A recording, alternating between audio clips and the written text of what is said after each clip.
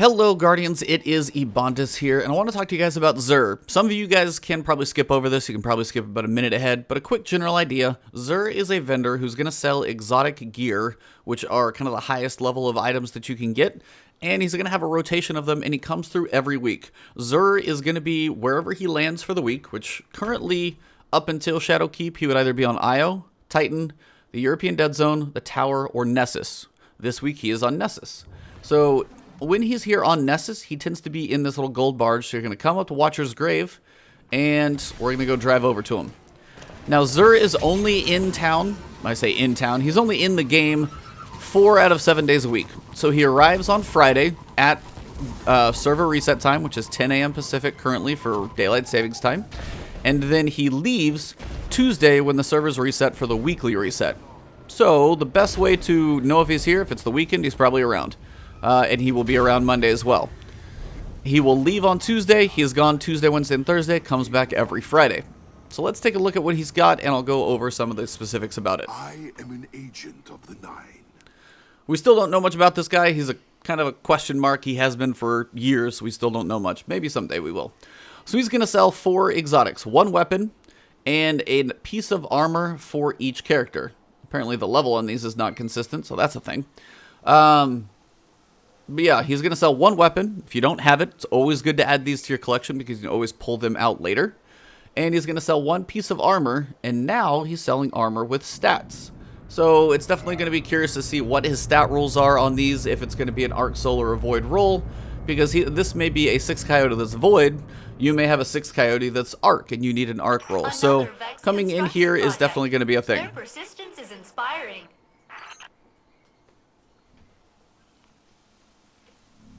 You fear nothing, Titan. The Nine see your valor. Alright, so Xur is this creepy dude. He's got like a tentacle face. He's always been weird. We don't know much about him. All we know is at some point I hope we figure out where the hell he came from. But he always brings exotics with him. Some have been more beneficial than others. Some weeks it's not very great. Some weeks it's a really great setup. So he's going to have 4 exotics. 1 will be a weapon every week. And then he'll have a piece of gear for the Titans, piece of gear for the Warlocks, piece of gear for the Hunters. Now, the cost of the armor is 23 legendary shards. If you're new to the game, you may not be swimming in shards like I am since I've been playing for years. So if you got to make some conservative purchases, I'll try and give you guys a ranking of what may or may be important, or if you're just starting on one character, probably start there. But you notice the armor is 23 legendary shards, the weapon is 29. Up here, we have the Faded Engram, which is 97 shards, so that's very expensive. Now, the key about the Faded Engram is the fact that it will basically give you something you don't already have. If you have everything, then you'll be rolling the dice on all of it. But if you don't have everything, then you get a chance to kind of work the exotics as a checklist and start adding to your collection of something you may not already have. If you're brand new, you could buy this every week if you have plenty of shards and be adding to your collection for quite some time. If you're somebody who's been playing Destiny 2 for the past 2 years, you may not be missing very much, but we have a couple additions to this engram. As of Shadowkeep, Xur is going to include all Year 2 exotics, except quests, basically, in this Faded Engram. So armors can be in here now, Forsaken, Annual Pass armors, they're all options in here. And also we have the PlayStation exclusive Wave Splitter, which is going to be in here as well. So at the end of this, I'm going to buy this and we'll see what we get. And I'll see if I can get a piece of armor or a weapon. Now, the one thing to make note of, if you play, say, your Titan a whole bunch, and you've acquired every piece of exotic armor for your Titan, best way to check that is going to be up here. Go to your exotics, check your armor, go to your Titan. If I have everything on the Titan, I don't. Actually, I'm missing one thing, the Peregrine Greaves, which is kind of a fun thing to use. But say I had every piece on my Titan, and I was looking for a piece on my Hunter, for example, couple of these, you would want to make sure and visit Xur and buy the Faded Engram on the character that you're missing the armor. It could be a weapon, it's always possible, but if you are missing armor for a certain class, make sure and come and buy the Faded Engram as that class. Because if I buy this as a Titan, I'm not going to get Warlock armor. I have a chance at weapons and armor of my class, but not for other classes. So keep that in mind. I'm pretty sure that holds true. Now, so I will buy that in the end. Let's go through his inventory for the week. So first we've got the Warcliff Coil. This is a pretty powerful rocket launcher. If you've never used it before, make sure and buy it, add it to your collection. For an arc rocket launcher, it is still one of the most powerful by a big margin. The main reason is the front of it looks really goofy, but what it's capable of doing is sending out a volley of rockets that kind of spread out. They're a little goofy on tracking. When you get the catalyst, the tracking is a little more accurate, but it's going to send out 8 to 10 rockets. I never count them all, but there's a lot of rockets that come out, and if you've got something large like an ogre, for example, and you need to just shut it down, the Warcliff Coil is very powerful at putting out a lot of damage quickly, as the rockets may not hit as hard as a single rocket, but as you send about 8 or 10 of them out there, it hits a lot. It does a huge chunk of damage. You're only going to hold 5 total in reserve, so you got to use these sparingly, but still a nice thing to use. This also has mechanized autoloader. The weapon automatically reloads ammo on pickup, so if you are actually picking up ammo as you walk over it, just reloads it pretty quick. Composite stock, extended mag, volatile launch.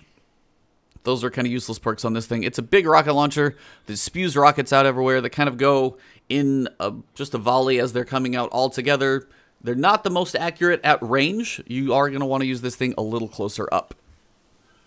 For the Titans, we have the ACD0 feedback fence. So now we have exotic armor that's going to be a little different. When it comes to your armor, now part of the thing you're going to be looking at is the type of energy of the armor. It can be arc, solar, or void. If it's arc, I only have access down here to arc mods and then the normal mods. So if I'm looking for a build where my ACD0 feedback fence and I want to pair it with, you know, let's say pulse rifle loader, and this thing for some reason rolled as void, I'm not going to have access to this mod. So you are going to be looking for potentially certain builds with certain energy types of the exotics. What does ACD0 feedback fence do? Your armor perk is Fury Conductors. Melee kills build energy. Being struck by a melee attack reduces incoming damage and unleashes the energy in a devastating explosion. Don't let the wording get you too bugged. It's not quite as crazy, but if you get melee kills, you build energy. So if you're punching a bunch of stuff, maybe a bunch of Thrall, for example, we do fight a lot of those right now in Shadowkeep. If you are struck, basically if something hits you as a melee, you are going to send that energy that you built up out in a large explosion around you. So if the only thing about this exotic is the fact that you have to actually get hit for it to do its thing. Sometimes you don't want to get hit, and you definitely don't want to get surrounded by thralls enough to where an explosion would kill the thralls. That's a bit risky. So while this is decent in theory and punching stuff, and if you ever get, you know, punched or meleeed or something like that, release an explosion is a nice defensive mechanism. It's a hard one to bet on and a hard one to kind of use and set up in a build. So this is not exactly what I put on the top of the tier list for Titan exotics, but if you are working on building your collection out, remember any exotic you do buy, you can pull from the collection later. So even if it's not your favorite, maybe you delete it, maybe you just don't have space, whatever it is, you'll at least have it in your collection so you'll always have access to it going forward. So if you do have the shards, completing out your collection is something you'll eventually want to do. Stat rolls over here, we've got 2 on mobility, resilience of 12, recovery of 10, discipline and intellect both have 6, and strength is 12. Total stat roll here is 48. That actually feels pretty low from some of the rolls I've been seeing. So that is the ACD0 feedback fence for the Titans. For the Warlocks, this one is probably going to be a little more appealing. Now, don't worry about the shader. If you're not on your class when you log in, you can still look at the actual exotic, but it's just going to give you kind of a transparent body, so don't worry about that shader. It's not like the coolest shader in the world, but it does look pretty cool. So the Nezarec Sin, notice this is a void roll, so your void energy here, that actually makes sense because this is based on void anyway, so this one's actually at least an optimal roll there. I think a lot of them are paired that way. The energy seems to match the subclass they work with if they have a specific one. Void damage kills increase ability energy recharge rates. That's basically it. It's a pretty straightforward exotic, but if you are a Warlock, this is a nice, well-rounded one, especially if you're running Void subclass and or Void weapons. Any Void damage kills basically increase your ability recharge, or ability energy recharge rates. Grenade, melee, class ability. I think super might be in there as well. I haven't tested it, but if you get Void kills, you are just getting your abilities quicker, which you're going to be doing all the time, especially if you have Void weapons or you're running a Void subclass. So generally, this is just a nice, well-rounded exotic. You can get benefits from it all the time. It's not waiting for a specific setup. It's not waiting for anything too specific. It's just a well-rounded use exotic that you actually can get a lot of benefit from all the time. So if you're a Warlock and you're brand new to the game and you're wondering, should I buy this one? probably a pretty good one to buy because Void is a decent subclass for offensive with Nova Bomb, your grenades, your Devour ability, and then on top of this, just any Void damage that you do. If you pair some Void weapons with this and you go straight up all Void, this one's pretty nice. So for our stat rolls, we've got 10 mobility, 7 resilience, 7 recovery, 6 discipline, 6 intellect, and 10 strength. As this is a well-rounded exotic, I mean, I'd like to see my abilities a little higher, discipline and intellect, especially for my intellect and my super, for my grenade and my super. But overall, it's just pretty even keel level roll on those stats, and it's a pretty well-rounded exotic. So it's kind of fitting in how it got rolled. Over here, we've got the 6th Coyote. It's a pretty straightforward one for the Hunter. Pretty cool look, though. Love the ornament and the art on these things. This is a Void roll as well, and Void is going to be typically your dodging elusive subclass for the Hunters. You've got your dodge for Marksman, you've got your dodge for reloading, but also you now have the ability as a Void potentially to dodge and go invisible, so this is where it's going to be nice and beneficial to you. 6 Coyote, pretty straightforward. You gain a second dodge. So you can use this with any subclass. It does have Void energy on there. And this Void energy is not tied to your subclass. I don't want to confuse that one. This is just the energy that ties to the mods that you're able to use. But it does seem like the Void energy seems to pair up with like the subclass it's matching. We'll see how much that holds, but for the Void, you've got grenade launchers, you've got scout rifles, you've got hand cannon mods available to you on this one. A second dodge charge is pretty straightforward. If you dodge and you get that reload, you're waiting for that dodge to come back, or you just kind of get in a crazy fight, you're dumping out damage, you get a second dodge with that second marksman's reload, can have some benefit. If you're able to go invisible with your subclass on Void, you're invisible more frequently, harder to hit in PvP. There are benefits to this thing, but it is a pretty straightforward exotic. The second dodge is cool. There's no other way to get that, so that is the only one that does it like that. Generally, though, it's one of those that there might be likely something that outshines it just because we're honestly talking about a second dodge. It's not a second grenade. It's not faster super energy. It's not a different super. It is just a second mobility class, mobility dodge, just your class ability. So it's up to you if you like it. Again, completing your collection, that's up to you. We've got 11 mobility, 7 resilience and recovery, 10 discipline, 6 strength, and 6 intellect. Total of 47 stats. None of these were over 50 stats, which is kind of a bummer. Kind of was hoping they would be a little higher, but I guess we'll just have to wait and see how random these stats are. I also kind of figured if you did get an exotic from Xur, it might not be a god stat roll because that might break things if you can just buy it. Maybe getting exotics from other places might be better. Up here at the top, we have the Faded Engram. I'm going to give it a roll. I am on my Titan. I'm missing Peregrine Greaves. I'm also missing Wave Splitter. So I've got a fairly short list, and we'll see what I get. So let's go ahead and jump in and get a roll on. Takes a while to purchase because it is 97 shards, so hold it down.